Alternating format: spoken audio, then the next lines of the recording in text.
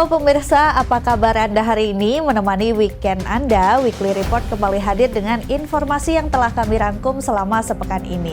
Ada apa saja informasi di Weekly Report kali ini? Berikut cuplikannya untuk Anda.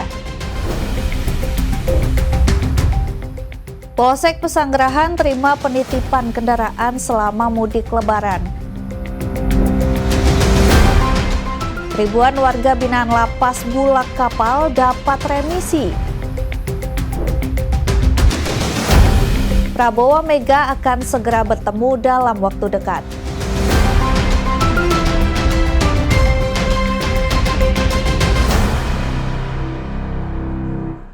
Ya, minggu ini dalam suasana Idul Fitri, berbagai cara dilakukan seseorang agar bisa berkumpul bersama keluarga saat Lebaran. Seperti yang dilakukan oleh pria asal Gunung Kidul, Yogyakarta yang rela menempuh jarak 600 km selama 4 hari 4 malam menggunakan sepeda kayu. Selain karena hobi, pria tersebut memilih bersepeda untuk mudik karena dirasa lebih bisa menghemat pengeluaran.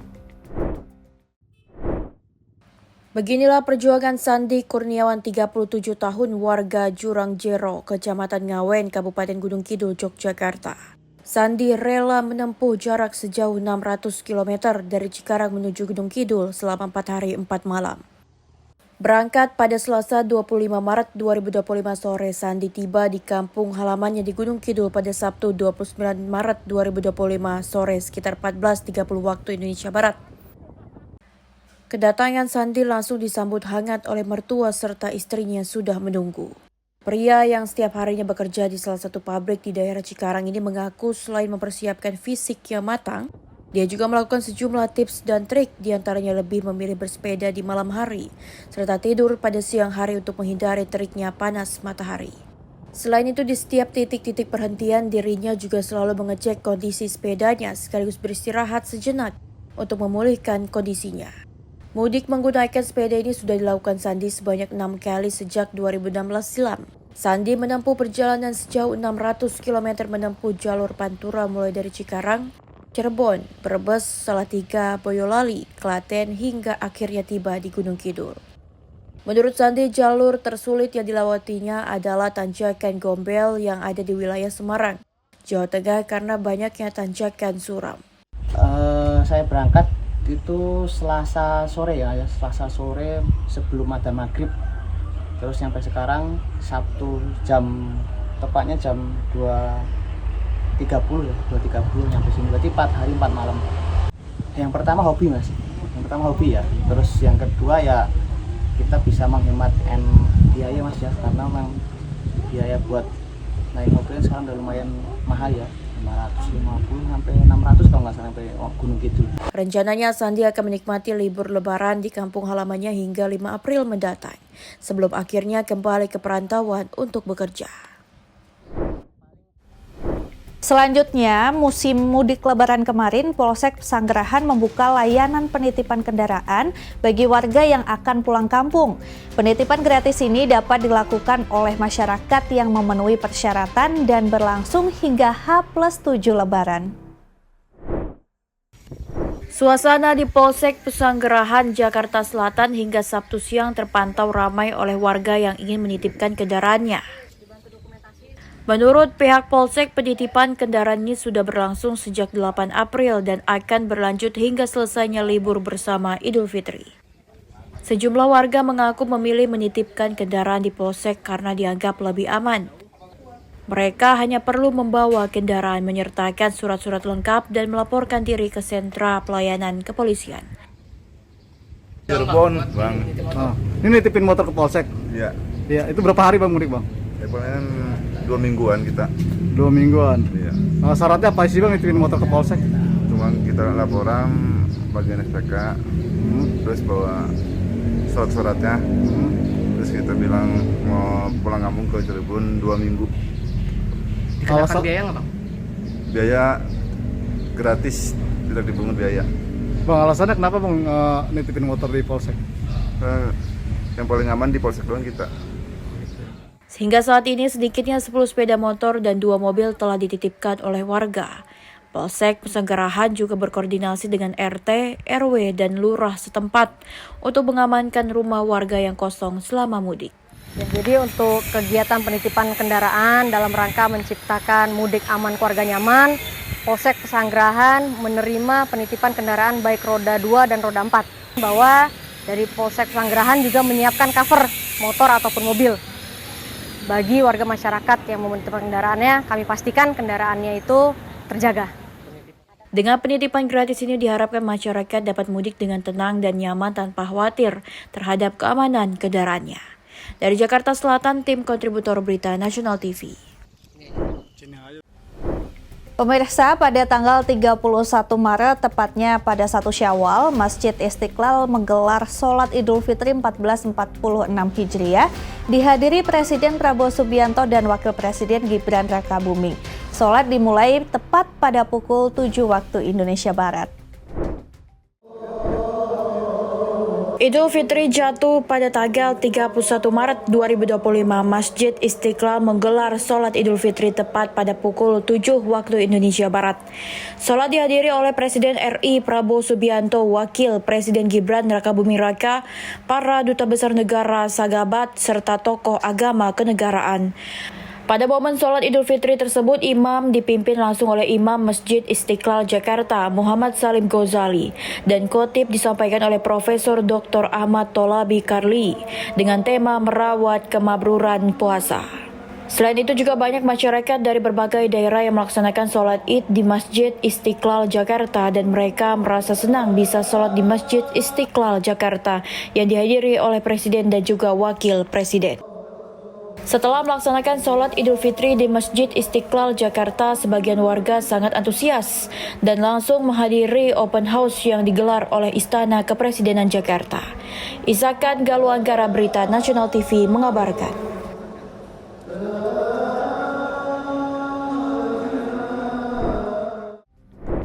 Informasi lainnya akan kami hadirkan usai jeda, tetap bersama kami di Weekly Report.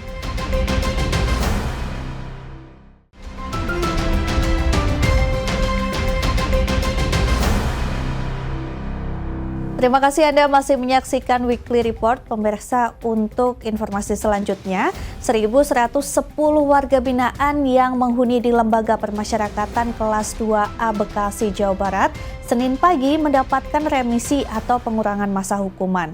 Pemberian remisi diberikan dalam rangka Hari Raya Idul Fitri 1446 Hijriah. 7 orang warga binaan diantaranya dinyatakan bebas. Warga binaan melaksanakan sholat Idul Fitri berjamaah di Masjid At-Taubah Lembaga Pemasyarakatan Kelas 2A Kota Bekasi pada Senin pagi. Usai melaksanakan sholat, sebanyak 1.110 narapidana mendapatkan remisi atau pengurangan masa hukuman hari Lebaran. Pengurangan masa hukuman mulai dari 15 hari sebanyak 191, remisi 1 bulan sebanyak 741 warga binaan. Sedangkan remisi 1 bulan 15 hari sebanyak 239 warga binaan yang mendapat remisi khusus, remisi 2 bulan 4 orang. Pemberian remisi tersebut pada narapidana yang telah menjalani hukuman di atas 6 bulan serta berkelakuan baik selama berada di dalam lapas. Sementara 7 orang mendapat remisi bebas, nyatakan bebas bersyarat, namun 8 orang masih menjalani masa tahanan subsider. Untuk total remisi bagi narapidana pada lapas kelas 2A Bekasi sejumlah 1.110 orang. Ini yang belum bebas. Jadi namanya RK1 remisi khusus 1 khusus Hari Raya Idul Fitri bagi yang beragama Islam. Surat remisi diberikan langsung oleh Kepala Lembaga Pemasyarakatan secara simbolis kepada narapidana usai melaksanakan sholat Idul Fitri. Dari narapidana yang mendapat pengurangan masa hukuman pada momentum Hari Raya Idul Fitri 1446 Hijriah, rata-rata merupakan dengan berbagai kasus selain narkotika dan pidana ringan, beberapa diantaranya merupakan kasus pidana berat. Berikutnya kabar dari Bali, pemirsa, di Treskrimsus Polda Bali mengamankan seorang lansia berinisial WW karena terlibat kasus perdagangan penyu secara ilegal di Banjarpika, Desa Pika, Abian Semal, Badung, Bali. Dari rumah pelaku, aparat menemukan total 13 penyu.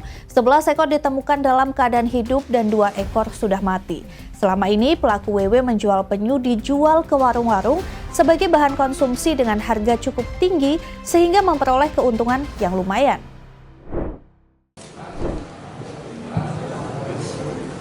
Dengan mengenakan baju tahanan dan tangan terborgol, pelaku berinisial WW yang sudah berusia lanjut digiring aparat. Pengungkapan kasus perdagangan penyu secara ilegal ini berawal dari adanya informasi dari masyarakat. Menindaklanjuti informasi tersebut, jajaran di Treskrimsus Polda Bali melakukan penyelidikan ke rumah pelaku di Banjar Pikah, Desa Pikah, Abian Semal, Badung. Selain mengamankan pelaku, di Treskrimsus Polda Bali juga menemukan 11 ekor penyu dalam keadaan hidup dan 2 ekor sudah mati. Pelaku berinisial WW mengaku membeli belasan penyu di Lombok Timur, Nusa Tenggara Barat.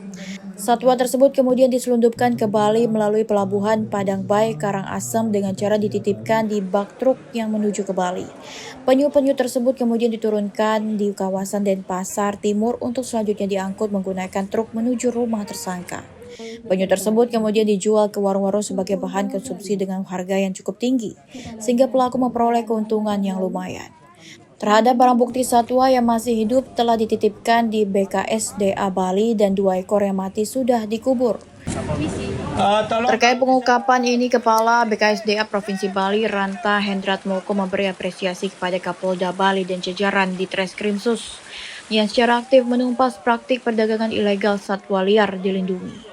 11 ekor penyu yang masih hidup kini dititipkan untuk dirawat oleh salah satu kelompok pelestari penyu Turtle Conservation dan Education Center, TSE Serangan. Setelah nanti dinyatakan layak rilis, maka penyu itu kembali dilepas liarkan. Berikan apresiasi kepada Kapolda Bali dan jajarannya. Atas perbuatannya, WW disangkakan tindak pidana memburu, menangkap, melukai, membunuh, menyimpan, memiliki, memelihara, mengangkut, dan memperniagakan satwa yang dilindungi dalam keadaan hidup dan dalam keadaan mati. Tersangka diancam dengan hukuman pidana penjara paling singkat 3 tahun dan paling lama 15 tahun, serta denda paling sedikit 200 juta rupiah dan paling banyak 5 miliar rupiah. Dari Bali, Bagus Raditya melaporkan. Pemirsa, dalam rangka menyambut atau merayakan Hari Raya Idul Fitri, banyak tradisi yang bisa dilakukan. Salah satunya tradisi ziarah kubur yang menjadi berkah tersendiri bagi para pedagang kembang musiman di sekitar tempat pemakaman umum. Nah, salah satunya ada di tempat pemakaman umum Karet Pasar Baru Barat, Jakarta. Tak tanggung-tanggung, keuntungan yang diraup para pedagang ini bisa mencapai hingga 2,5 juta per hari.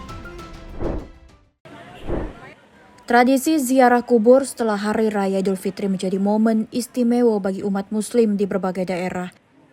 Selain menjadi waktu untuk mendoakan leluhur, tradisi ini juga membawa berkah tersendiri bagi pedagang bunga dan juru doa yang mencari nafkah di tempat pemakaman umum TPU Karet, Pasar Baru Barat, Jakarta. Setiap tahun, kawasan pemakaman ini ramai dikunjungi oleh peziarah yang ingin mendoakan keluarga atau kerabat yang telah berpulang. Di sepanjang jalan masuk TPU, deretan pedagang kembang musiman tampak sibuk melayani para pembeli. Mereka menjajakan beragam jenis bunga, air kembang, dan perlengkapan lainnya yang biasa digunakan untuk tabur bunga di makam. Salah seorang pedagang, Hairunisa, mengaku bahwa momen seperti ini menjadi kesempatan baginya untuk meraup keuntungan lebih besar dibandingkan hari-hari biasa. Menurut Nisa, keuntungan yang diraup dalam setiap harinya bisa mencapai hingga 2,5 juta rupiah. Kayak gitu. Kalau boleh tahu, Mbak ini pedagang musiman atau memang sehari-hari memang jualan kembang di sini? Saya sih musiman ya, kayak munggahan lebaran baru jualan. Itu yang paling rame dari kapan nih? Dari hari pertama lebaran baru tuh rame. Oh gitu, oke. Ini yang dijual apa aja yang dijual? Ada melati, air mawar, sama pihong, pandan, campuran. Ya. Kira-kira sampai kapan ini? Apa ramenya sampai kapan? Paling seminggu lebaran sih ya. Seminggu lebarannya.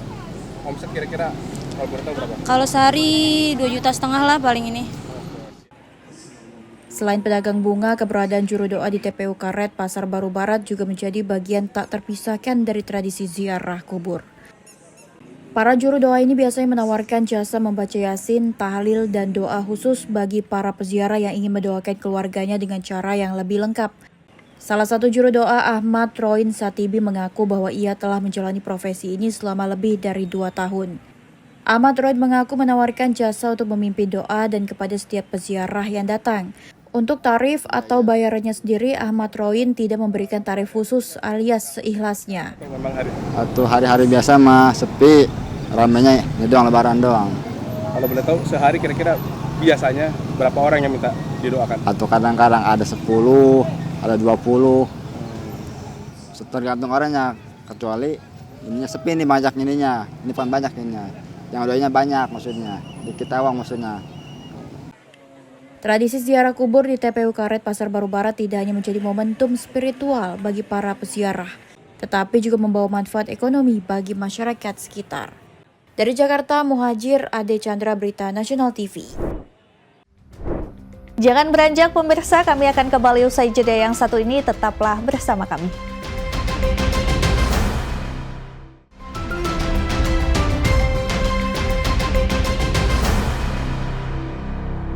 Terima kasih Anda masih bersama kami pemirsa. Untuk informasi selanjutnya, ini ada insiden yang terjadi di Bali. Pada tanggal 2 April kemarin, terjadi insiden seorang penumpang yang coba membuka pintu pesawat ketika melintas di Samudra Hindia.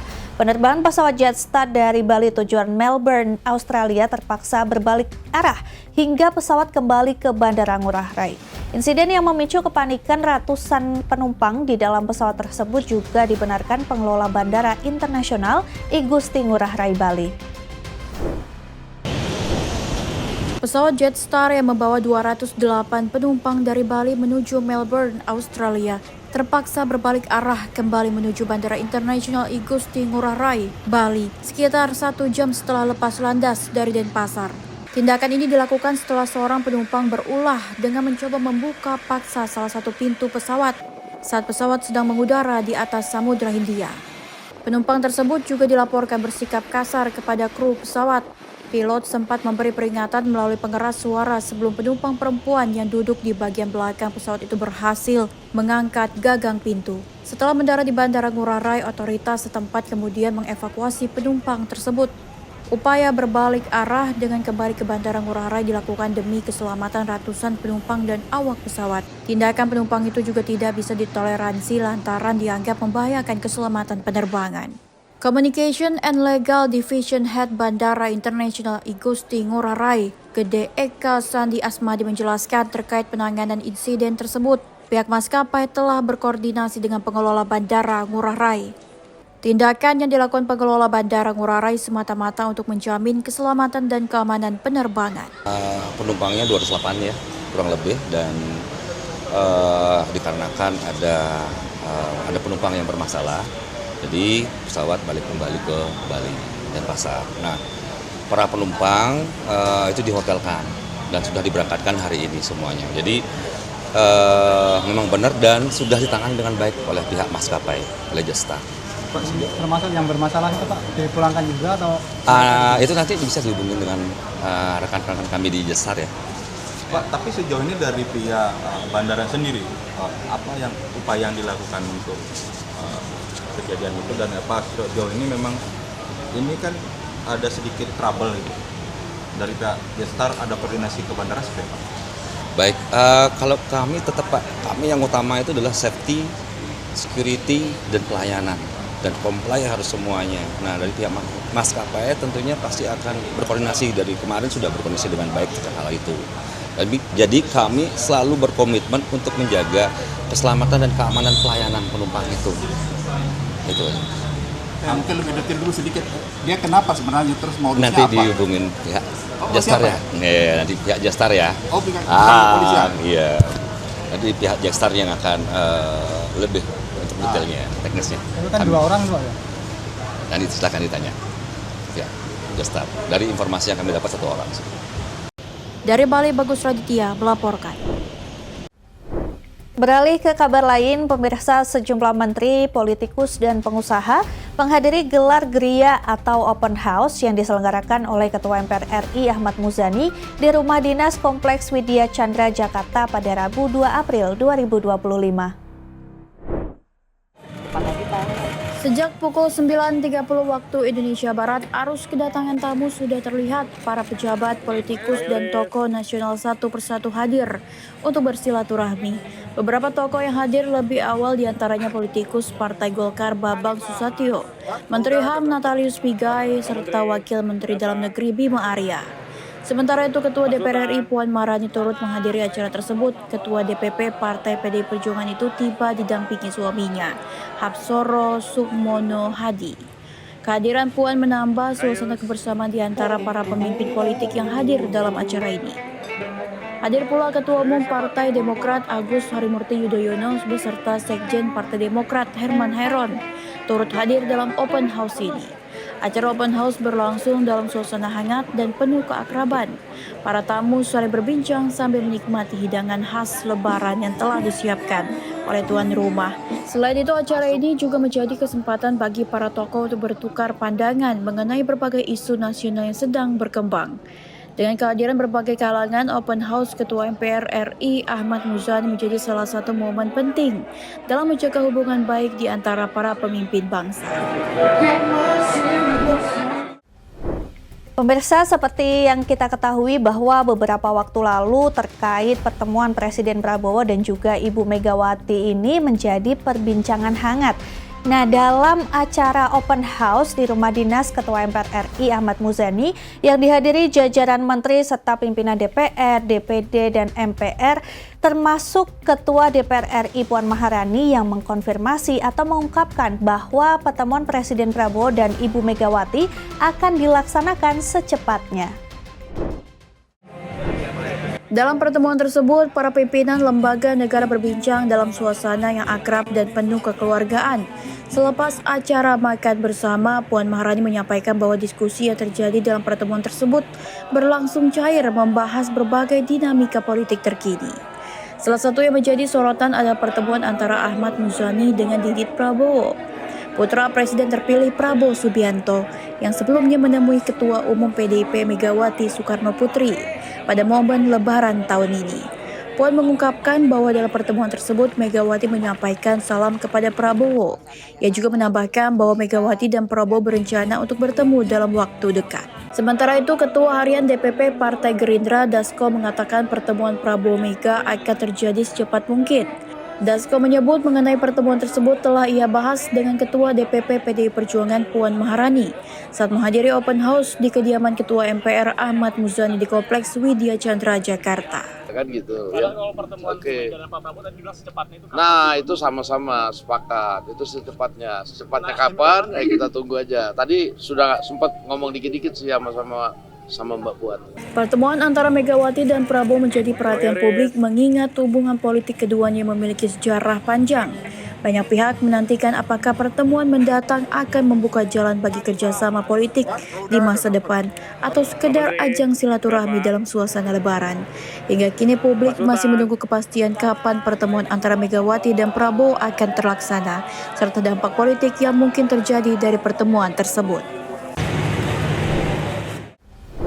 Pemirsa, demikian Weekly Report kali ini. Jangan lupa terus saksikan Weekly Report hanya di Berita Nasional TV. Akhirnya saya Jeng Tiara yang mewakili seluruh kru dan kerabat kerja yang bertugas pamit dari hadapan Anda. Sampai jumpa dan happy weekend.